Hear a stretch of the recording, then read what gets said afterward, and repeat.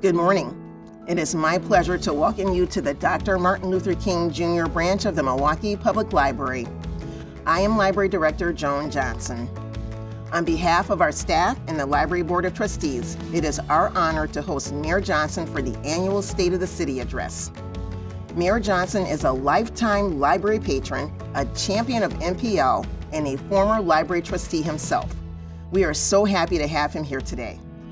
This is an exciting year for us.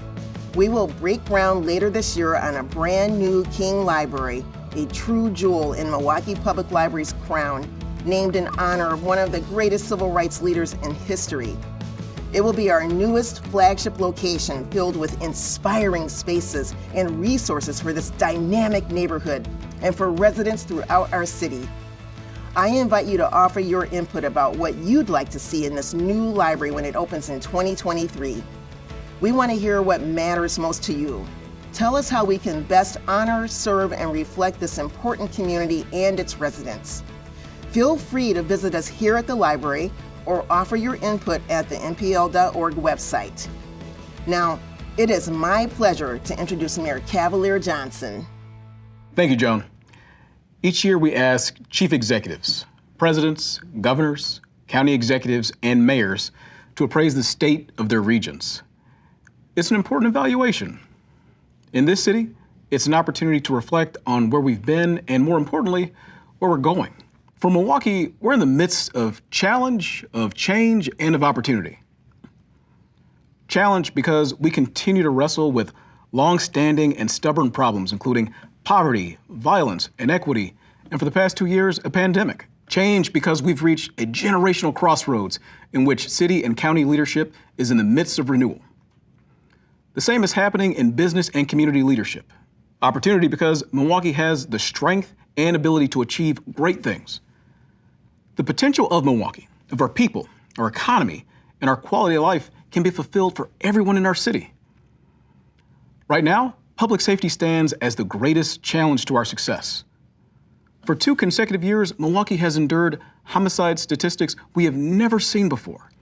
And let's be clear, these are not numbers, they're people. People with families and friends, people whose deaths leave emotional scars in our city. Over the last month, we've seen children shot and killed, a horrific murder of 6 people across the street from one of my childhood homes, 5 girls shot outside a high school basketball game, and 3 law enforcement officers wounded by gunfire. We need a renewed commitment to interrupting this violence and changing the trajectory of our city. We need to work together to keep guns out of the hands of people who should not have them. Right now, the city needs to focus on 3 public safety approaches. First, law enforcement needs resources and support. We need police, but police who are effective, respectful, and fair. We need our police department to undertake reforms so that policing is constitutional and community-focused. Under the leadership of Chief Jeffrey Norman, that's exactly what we can expect. This point hit home for me. When I was in my late teens, police stopped me, they ripped me from my car, demanded I sit on the curb, and while they searched my car without permission or without a warrant. Of course, they found nothing, but I can still feel the disrespect, the powerlessness, and yes, my anger from that encounter. Policing doesn't require that kind of tactic. The second approach for public safety is intervention. We're investing in the Office of Violence Prevention, where teams are on the ground supporting peace and healing. We're adding the largest investment ever, millions of dollars, into building safety in our neighborhoods. This provides the Violence Prevention Office with the support it needs to continue implementing the Blueprint for Peace. It includes expansion of the work to interrupt retaliatory violence. And we're bringing that into new neighborhoods, including on the South Side. Third, we must focus on prevention. Unless we address the root causes of crime and violence, we will not have a safe city. Poverty is a breeding ground for crime, so prevention must include greater economic opportunities, along with partnerships, early childhood and family supports, and improving our physical environment to reduce crime. We need the partnership of the state.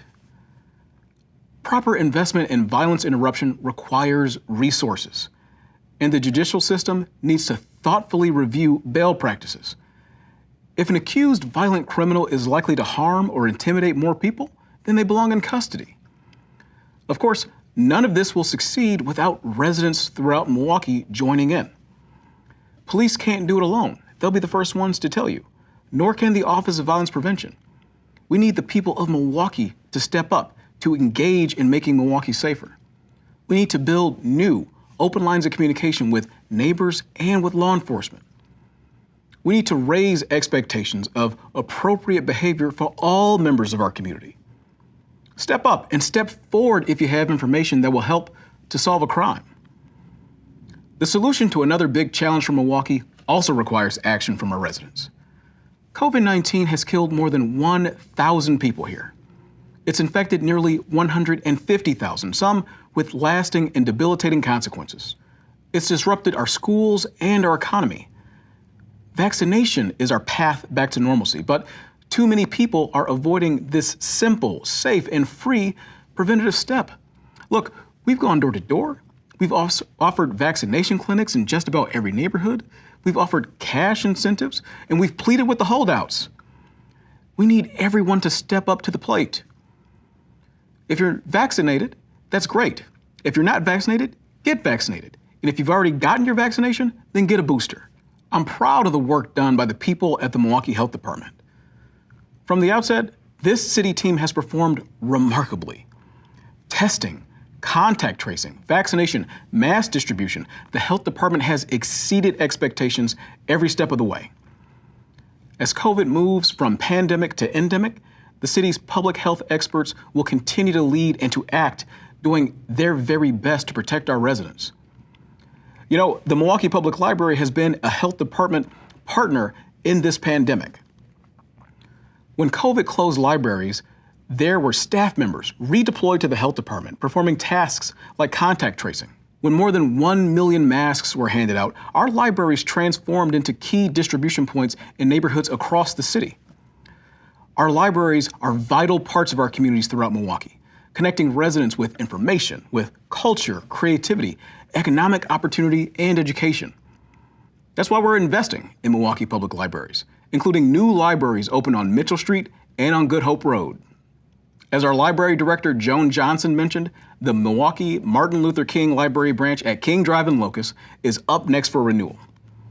And right now, you can add your recommendations for what the inside of this new library should look like. That survey is online at the Milwaukee Public Library website. If you need a hand navigating to that survey or other parts of the internet, come on into a library. As always, there are librarians ready to assist. The money we need to invest in libraries, or for that matter in police, or in firefighters, or in the health department, that money is getting harder and harder to find. Our municipal finances are strained to an unsustainable extent. The property taxes we collect and the ability to raise revenues are severely limited by state law. The century-old partnership with the state called Shared Revenue has broken down, leaving the city of Milwaukee and local governments all across Wisconsin without the financial resources needed to deliver basic services. From potholes to police, we simply don't have the money we need to adequately serve our residents. Thoughtful legislators, both Republicans and Democrats, acknowledge the bind that Milwaukee is in. But recognizing the problem is just the first step. We need solutions, and we need them promptly. I'm working toward that goal, and I won't rest until we win the resources that we need. In this report on the state of the city, there's a lot of positive to talk about. We live in a city with great assets, natural resources, strong neighborhood associations, a history, and a future of economic success, and people who are dedicated and hardworking. Our cultural institutions, arts groups, and our sports teams are all adding to our quality of life. We embrace sustainability, and we're making progress establishing Milwaukee as an environmentally and socially smart community. We are committed to equity. Any objective look at Milwaukee must acknowledge the legacy of discrimination. As we mark Black History Month, we can agree that there have been too many examples of overt and passive hostility to Milwaukee's residents of color. That harm can be seen in education, in housing, and in economic opportunity. Justice, respect, and fundamental fairness has to be a part of Milwaukee's future. I'm committed to that, and I know the vast majority of people in Milwaukee are too. You can see this in our plans for economic development. Along with the Department of City Development, I am prioritizing investment and job creation in neighborhoods where they are needed the most. Yes, all of Milwaukee can be proud of the new buildings and new jobs in downtown. Let's expand on that. Let's add jobs and hope where they've been lacking. There are organizations and people throughout Milwaukee who are affecting positive change.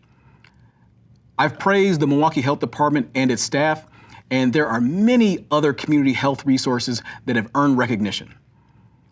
Places like the 16th Street Community Health Center and the Milwaukee Latino Health Coalition focused on the South Side. On the North Side, Milwaukee Health Services is another great resource.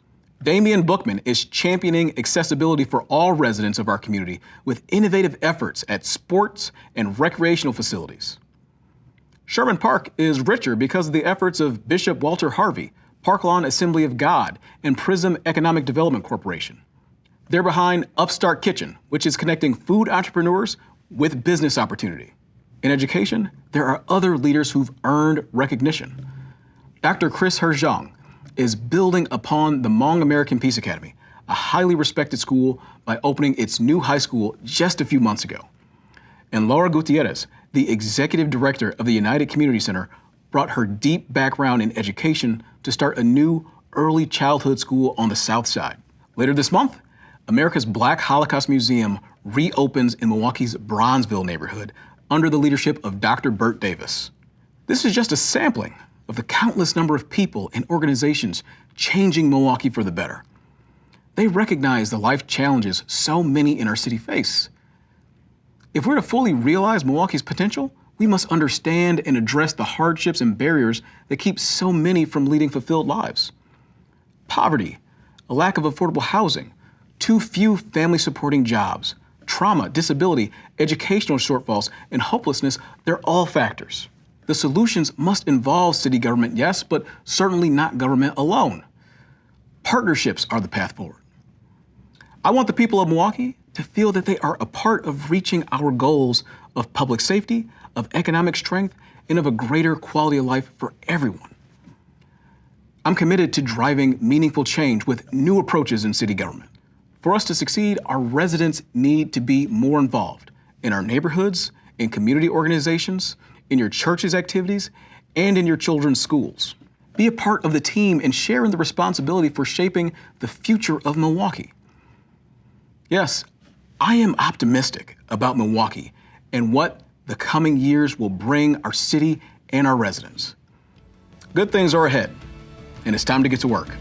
Thank you.